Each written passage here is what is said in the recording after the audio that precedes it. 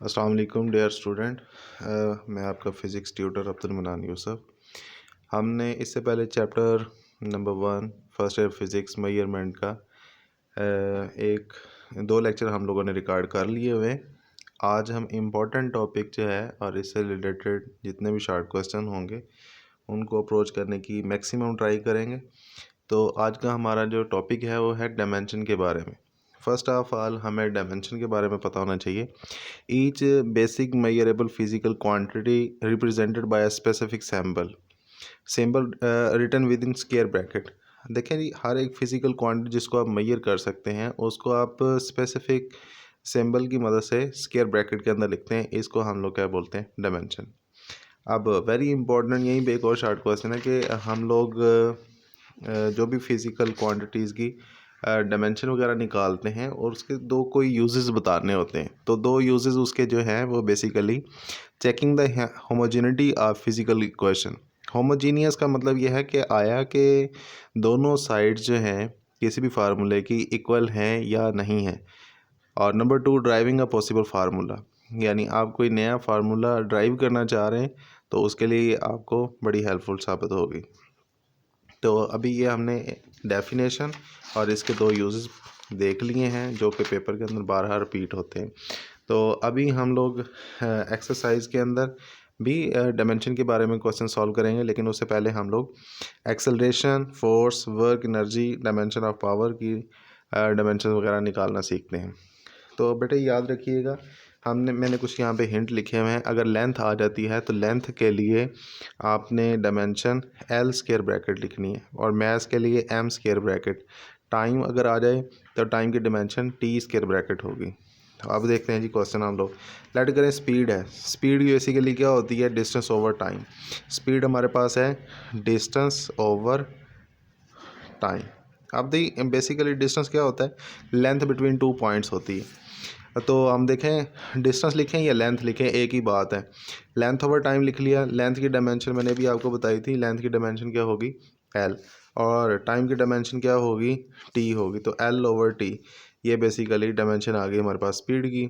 और इसी तरह अगर इसको स्क्वायर ब्रैकेट में लिख दें, एल ओवर टी है तो टी नोमिनेटर के अंदर जाके इन्वर्स हो जाएगा, तो ये लिखा जाएगा एल टी पावर -1। इसी तरह जी एक्सेलरेशन है। एक्सेलरेशन की डायमेंशन बतानी है। एक्सेलरेशन बेसिकली क्या होता है? मीटर पर सेकंड स्क्वायर। मीटर बेसिकली यहाँ पे क्या है? लेंथ है।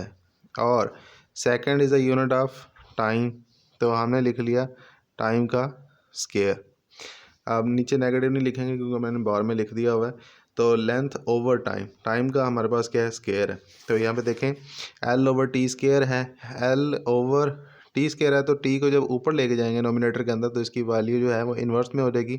और स्क्वायर ब्रैकेट में लिख देते हैं सिंगल में L T raise to power -2। तो ये एक्सेलरेशन की हमारे पास डायमेंशन निकल आई। नाउ फोर्स की बतानी है। फोर्स इज इक्वल टू क्या होता है? Mass multiply by acceleration. यहाँ पे मैंने बताया हुआ है force is equal to mass multiply by acceleration. Mass को हमने वैसे लिख लिया और एक्सेलरेशन क्या होता है? Rate of change of velocity. और वेलोसिटी क्या होती है? Displacement over time. या एक्सेलरेशन की डायमेंशन बताना चाह रहे हैं, लेंथ ओवर टाइम स्क्वायर भी लिख सकते हैं आप लोग। तो मैस के लिए एम डायमेंशन होती है, लेंथ के लिए एल डायमेंशन है, टाइम के लिए टी है, ऊपर स्क्वायर है तो स्क्वायर लिख लिया।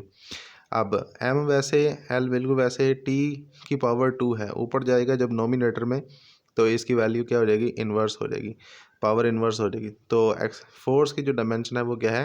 M L T -2। This is very important dimension है। इसको हमने बार हम बहुत जगहों पे यूज़ करना है। फॉर एग्जांपल यहाँ पे आपको देखने को मिल रहा होगा, आपने वर्क की डायमेंशन बतानी है, देन पावर की डायमेंशन बतानी है। तो वर्क के लिए देखते हैं। वर्क इज इक्वल टू क्या होता है? Force multiply by displacement. अब फोर्स इंटू डिस्प्लेसमेंट लिखना है। अब फोर्स की जो डायमेंशन है आप इसको एम ए लिख सकते हैं क्योंकि फोर्स इज इक्वल टू क्या होता है? एम में। डिस्टेंस बेसिकली क्या है? लेंथ है, हमने वैसे लिख ली। अब एम यहाँ पे मैस है और एक्सेलरेशन क्या होता है? लेंथ ओवर टाइम का स्क्वायर है, साथ में बिल्कुल वैसे ही लेंथ लिख लिया। तो ये हमारे पास क्या बन जाएगा? मैस बिल्कुल वैसे, length multiply by length, length का स्क्वायर हो गया, ओवर टाइम का स्क्वायर है। तो मैस की डायमेंशन एम, लेंथ की डायमेंशन एल, टाइम की डायमेंशन टी। अब जो नोमिनेटर में ये वैल्यू जाएगी तो इन्वर्स हो जाएगी। ये बन गया ml²t-2। तो ये डायमेंशन किस चीज़ की है? वर्क की है। याद रखिएगा वर्क और एनर्जी दोनों की यूनिट सेम है। अगर यूनिट सेम है तो दोनों की डायमेंशन भी क्या होगी? सेम होगी। नाउ पावर की बात करते हैं। पावर इज इक्वल टू क्या होती है? Work per unit time. अब वर्क किस चीज़ के इक्वल होता है? Force multiply by displacement. और फोर्स किसके इक्वल है? अगेन न्यूटन सेकेंड लॉ के अकॉर्डिंग ma के इक्वल है। डिस्प्लेसमेंट बिल्कुल वैसे ही आ गया, टाइम को आपने बिल्कुल वैसे लिख लिया। मैस को हम लोग कैपिटल एम से रिप्रेजेंट करना चाह रहे हैं क्योंकि डायमेंशन मैस की क्या होती है? एम। और एक्सेलरेशन की हमें पता है लेंथ ओवर टाइम स्क्वायर है। बाकी डिस्प्लेसमेंट है तो डिस्प्लेसमेंट के लिए आपने फिर लेंथ लिख लिया, टाइम नीचे है तो बिल्कुल वैसे लिख लिया। ये बन गया M, L multiply by L, L square हो गया, टी की power 2 multiply by T, T raise to power 3 हो गया। जब ये नोमिनेटर में वैल्यू जाएगी तो जाके इन्वर्स हो जाएगी, तो इसे एक सिंगल स्क्वायर ब्रैकेट में लिख देते हैं।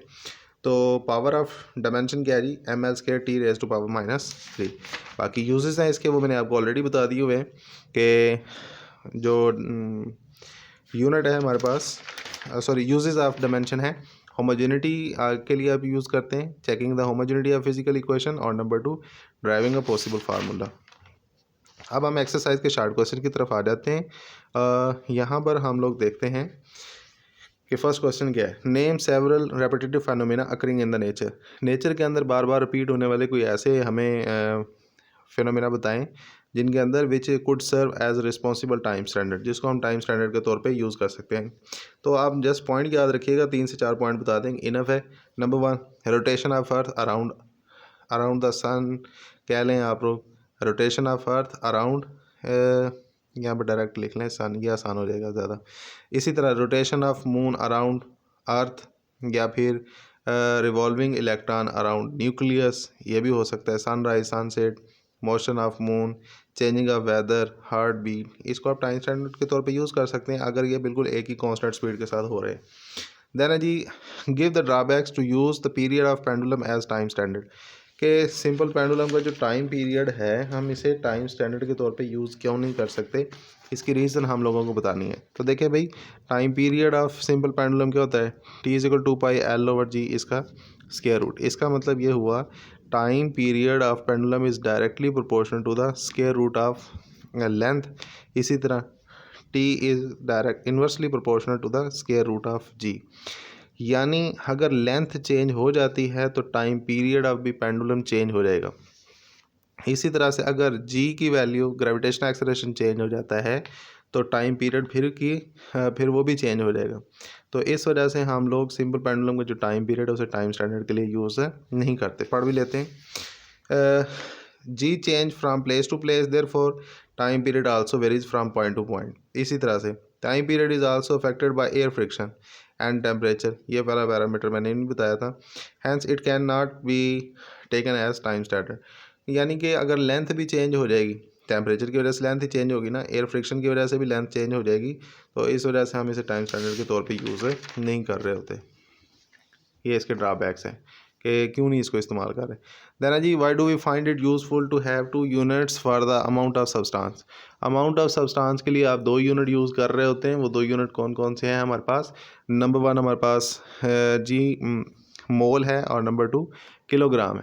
भाई किलोग्राम आप तब यूज़ कर रहे होंगे जब हम एक बड़ी अमाउंट के मैस के साथ कोई बात कर रहे होंगे या उसकी क्वांटिटी की बात कर रहे होंगे। अगर स्पेसिफिक नंबर की बात करेंगे, एटम्स के अंदर मौजूद नंबर्स की बात कर रहे होंगे, तब हम लोग मोल में यूज़ कर रहे होते हैं। एवोगैड्रो नंबर आप लोगों को याद होंगे 9th क्लास में पढ़े हुए।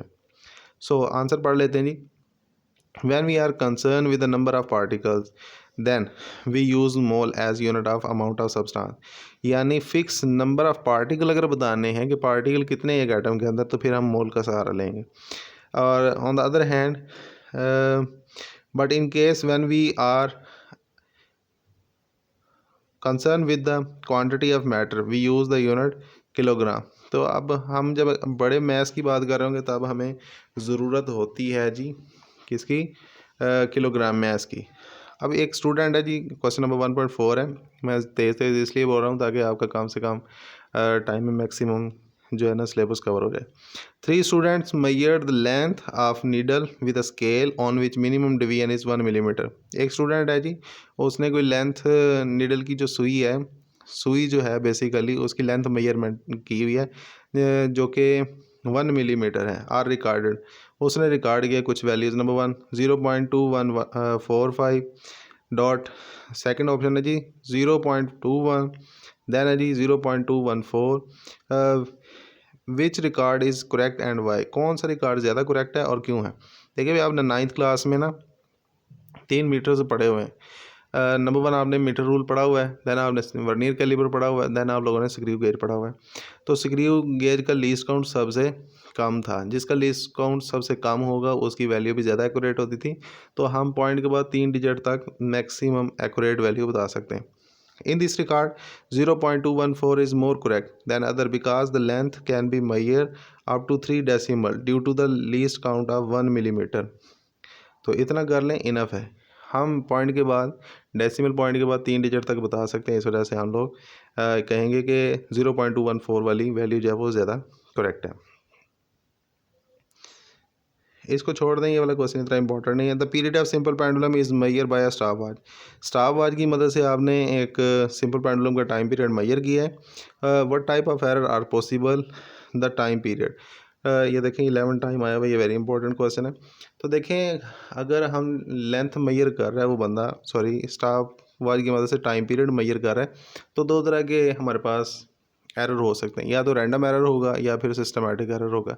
रैंडम एरर क्या होता है कि एक बंदा कोई वैल्यू मेजरमेंट कर रहा है, उसकी कोई लेंथ है उसकी मेजरमेंट ले रहा है और उसके अंदर कुछ ना कुछ उसके अंदर बार बार रिपीट हो रही होगी, मेजरमेंट के अंदर एरर आ रहा होगा, उसे हम रैंडम एरर कह रहे होते हैं। अगर सिस्टम के अंदर एरर है यानी 0 एरर होगा तो वो सिस्टमेटिक एरर है। तो सिस्टमेटिक एरर है, पर्सनल एरर, यार उस बंदे के अंदर एरर होगा कि वो एक्यूरेट वैल्यू मेजर नहीं कर रहा होगा, देन है जी रैंडम एरर। तो ये 2 हैं बेसिकली। आगे उसने वजाहत दे दी है, आप ना भी दें तो ज़रूरत नहीं है इसकी। देन है जी हमारे पास, does the dimension analysis give any information on constant of proportionality that may appear in an algebraic expression. ये 4 टाइम क्वेश्चन आया हुआ है, वेरी इंपॉर्टेंट है जी।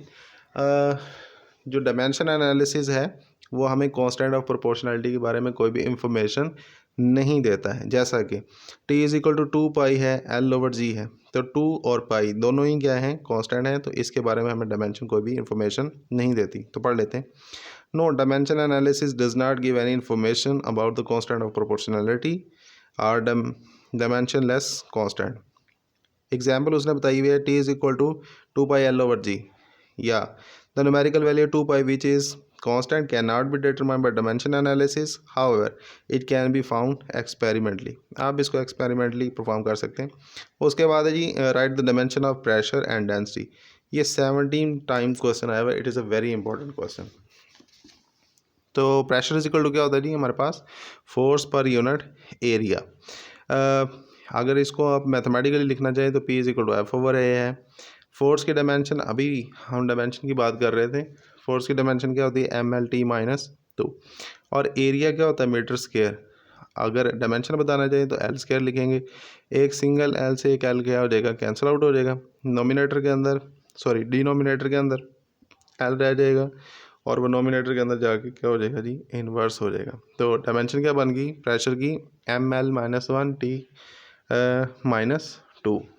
देन आ जाते हैं जी हम लोग डेंसिटी की तरफ। डेंसिटी की डायमेंशन बतानी है तो डेंसिटी इक्वल होते हैं मैस पर unit volume, M over V लिख लिया। मैस की डायमेंशन M, वॉल्यूम की डायमेंशन L3। तो इसको हम यूँ भी लिख सकते हैं ML-3। तो ये भी सॉल्व हो जाता है। देन है जी एक क्वेश्चन और है, ये 2 टाइम्स आया हुआ है। 3 रिलेशन बताए हुए हैं, आपने बताना है इनमें से कौन सा जो रिलेशन है या कौन सी इक्वेशन जो है वो करेक्ट है। देखिए, हमने जब डायमेंशन के बारे में पढ़ रहे थे तब हमने कहा था कि हमें 2 चीज़ों के बारे में बताती है। नंबर 1 ये हमें बताती है कि होमोजेनिटी है इक्वेशन के अंदर या नहीं। नंबर 2 ये हमें बताती है कि हम कोई पॉसिबल फार्मूला ड्राइव कर सकते हैं। खैर, फर्स्ट रिलेशन वो कह रहा है कि lambda is equal to L। Then है जी ये बताना है, sorry V is equal to f lambda, ये वाली क्वेश्चन चेक करके बतानी है, और दूसरी है F is equal to V over lambda. तो फ्रीक्वेंसी है, फ्रीक्वेंसी 1 ओवर टाइम पीरियड होता है। फ्रीक्वेंसी इज इक्वल टू क्या होता है, रेसिप्रोकल ऑफ टाइम पीरियड, यानी 1 ओवर सेकेंड। ये वैसे ना भी लिखने ज़रूरत नहीं है, तो ये ऊपर जाके क्या हो जाएगा, इन्वर्स हो जाएगा, तो t की पावर -1। ये तो आपने लेफ्ट हैंड साइड की डायमेंशन निकाल ली है, किसके लिए, f के लिए। दूसरी तरफ है v into lambda, v velocity है, लैम्डा वेव लेंथ। विलासिटी की डायमेंशन क्या होगी, LT-1, और वेव लेंथ मीटर में होती है, तो इसकी डायमेंशन l लिख लिया, तो ये बन गया L²T-1। एक तरफ T-1 आ रहा था, अब इस तरफ क्या आ रहा है, L²T-1, तो दोनों साइड्स बैलेंस नहीं है। अब दूसरी तरफ देख लेते हैं जी, वो कह रहा था v ओवर लैम्डा। v के लिए हमें पता है डायमेंशन क्या बन रही थी, LT-1, और लैम्डा के लिए l से l कैंसिल हो जाएगा, t की पावर -1। तो ये देखिए फ्रीक्वेंसी की डायमेंशन भी आप लोगों ने क्या निकाली थी, t की पावर -1। तो यहाँ पे हम लोगों ने इसको ईजिली सॉल्व आउट कर लिया है। तो ये हमारे एक्सरसाइज के शॉर्ट क्वेश्चन थे। उम्मीद करता हूँ आपको समझ आ गए होंगे। स्पीड से मैं इसलिए बोल रहा था ताकि आप लोगों को टाइम कंज्यूम ना हो और हम जल्दी जल्दी मैक्सिमम सिलेबस कवर कर लें, एक्सरसाइज के शॉर्ट क्वेश्चन कवर कर लें 15 मिनट के अंदर। तो खैर 15 मिनट की वीडियो भी कंप्लीट होगी, तब तक के लिए दें इजाज़त। अल्लाह हाफिज़।